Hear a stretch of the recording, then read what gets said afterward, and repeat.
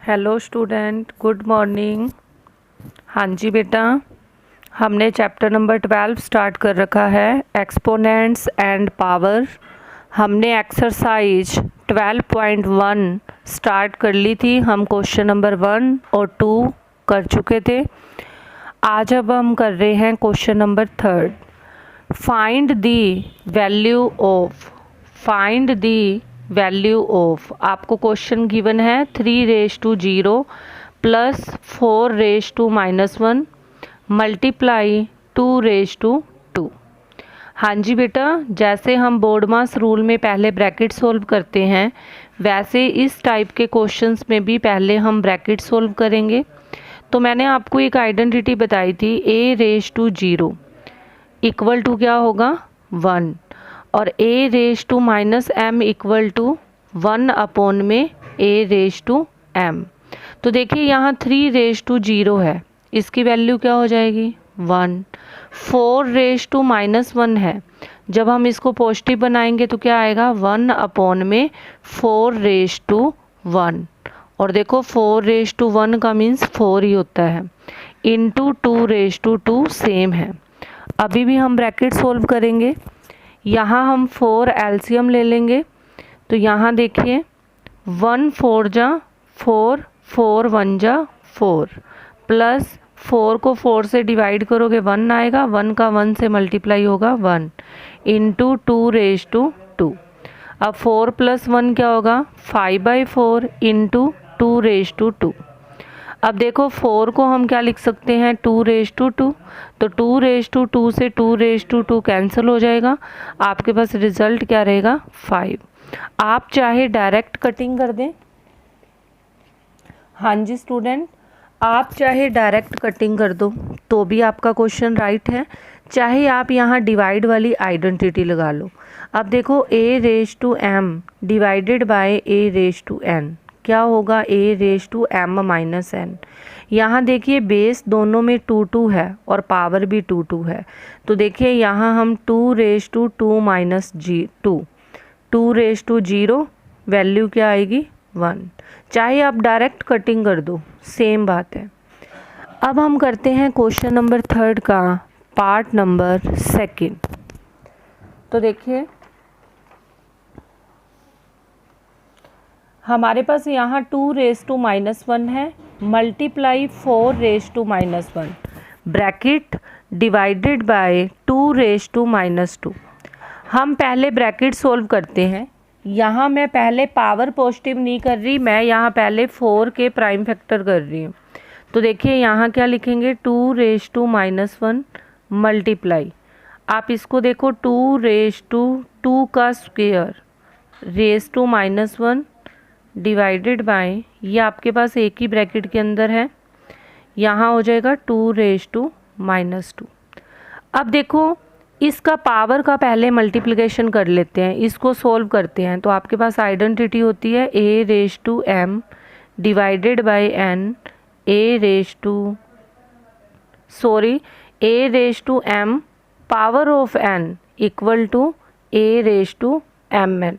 तो यहाँ देखिए 2⁻1 मल्टीप्लाई 2⁻2 डिवाइडेड बाय 2⁻2। अब देखिए यहाँ दोनों के बेस सेम है, पावर डिफरेंट है और मल्टीप्लाई हो रहा है। तो देखो मैंने आपको आइडेंटिटी बताई थी a⁻m मल्टीप्लाई a⁻n, तो यहाँ होगा a⁻m + n। जब बेस सेम होते हैं, मल्टीप्लाई हो रही होती है, तो पावर क्या हो जाती है ऐड हो जाती है।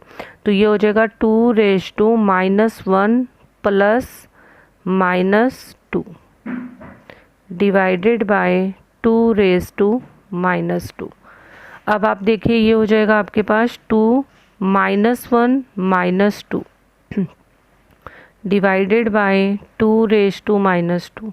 ये होगा 2⁻3 डिवाइडेड बाय 2⁻2। अभी भी देखो दोनों के बेस सेम है, 2 2 ही आ रहा है, बट यहाँ डिवाइड का साइन है, तो आपके पास फॉर्मूला है a⁻m divided by a raise to n, तो यहाँ क्या होगा a raise to m minus n, तो ये हो जाएगा 2 raise to minus 3 minus minus में 2, ये हो जाएगा 2 रेज टू माइनस 3 प्लस 2, ये होगा 2 रेज टू माइनस 1। अभी भी देखो लास्ट में आपकी एक्सपोनेंट है वो नेगेटिव आ रही है, आप इसको पॉजिटिव करोगे तो अभी भी एक स्टेप आपको और सोल्व करना पड़ेगा। 1 अपॉन में ए रेज टू एम, 1 अपॉन में 2 रेज टू 1, तो ये देखिए 1 अपॉन में 2। देखो यहाँ question step by step solve होगा, और आपका ये था क्वेश्चन नंबर 3 का second part.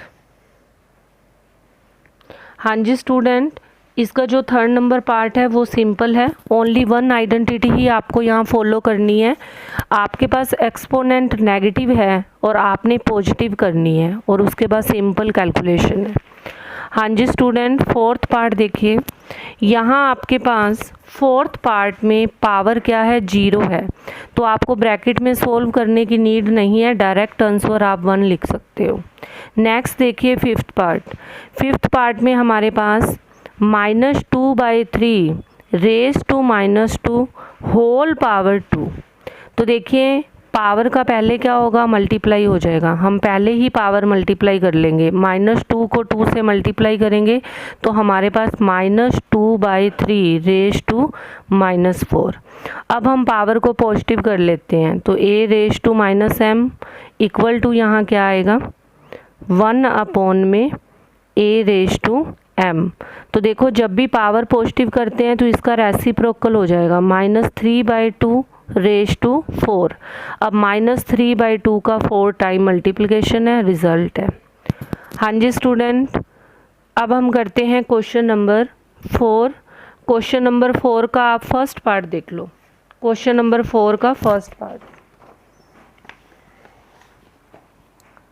Question number 4 part number 1, आपको वैल्यूएट करना है 8 raise to -1 multiply 5 raise to 3 divided by 2 raise to -4।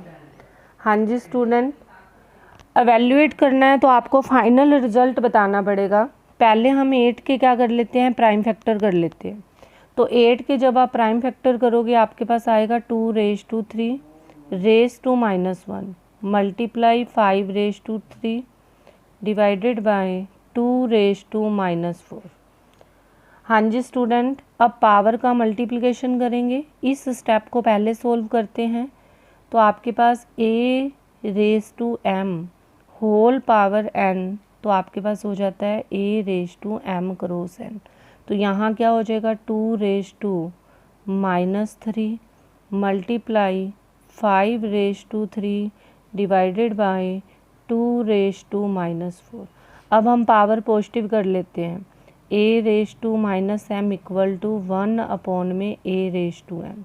तो देखिए ये जब आप इसको पॉजिटिव करोगे तो ये वाला स्टेप तो नीचे आ जाएगा, 2/3 तो नीचे आ जाएगा, ये वाला स्टेप ऊपर चला जाएगा, 2 raise to 4 multiply 5 raise to 3। अब यहाँ डिवाइड वाली आइडेंटिटी लग जाएगी, इस पोर्शन के अंदर डिवाइड वाली आइडेंटिटी लग जाएगी। जब बेस सेम होते हैं पावर डिफरेंट होती है तो पावर का सब्ट्रैक्शन हो जाता है, तो 4 - 3 इंटू 5/3, ये हो जाएगा 2 raise to 1 into 5 raise to 3 2 into 5 into 5 into 5। तो ये आपके पास 5 5 जा 25, 25 5 जा 125, 125 2 जा 250। ये रिज़ल्ट है आपके पास। अब आप देखिए 4th का सेकंड पार्ट सिंपल है, आप खुद करोगे। और क्वेश्चन नंबर जो आपका 5th है वो वेरी इंपॉर्टेंट है। सेक्शन बी में इस टाइप का क्वेश्चन 101% आता है। आपका 5th नंबर क्वेश्चन आपको क्या कहता है, find the value of m। आपको गिवन क्या है, आपको देखिए m की वैल्यू बतानी है, m आपके पास क्या है, और आपको कहता है for which 5 raise to m divided by 5 raise to -3 equal to 5 raise to 5। देखो यहाँ हमें m की वैल्यू बतानी है, तो हम क्या करेंगे, पहले लेफ्ट हैंड साइड क्या करेंगे, आइडेंटिटी लगाएंगे डिवाइड वाली। बेस आपके पास सेम है, a⁻m डिवाइडेड बाय a⁻n, तो ये हो जाएगा a⁻m-n। तो यहाँ देखिए 5 माइनस 3 इक्वल टू 5⁻5।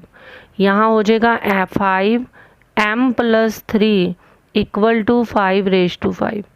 मैंने आपको कल लास्ट में एक आइडेंटिटी बताई थी कि हमारे पास a⁻m इक्वल टू a⁻n तभी होगा जब दोनों के बेस सेम है, तो ये तभी इक्वल होगा जब इनकी पावर भी क्या हो, इक्वल हो। तो यहाँ से हम इन दोनों के बेस सेम है और ये रिज़ल्ट तभी इसके इक्वल होगा जब इसकी पावर भी क्या हो जाए, इक्वल हो जाए। तो देखिए m+3 equal to 5, m equal to 5 - 3, m equal to 2। ये आपके पास m की वैल्यू है। ये आपका क्वेश्चन इम्पॉर्टेंट है सेक्शन बी के लिए। तो हाँ जी बेटा, आज की क्लास में 3rd, 4th, 5th क्वेश्चन ही करना है और आप क्वेश्चन सोल्व करके देख लेना। आपका जो भी डाउट होगा वो हम थर्सडे को जूम क्लास लगाएंगे, वहाँ हम 12.1 नहीं करेंगे और थर्सडे को आपका डाउट क्लियर हो जाएगा। Okay bye, have a nice day.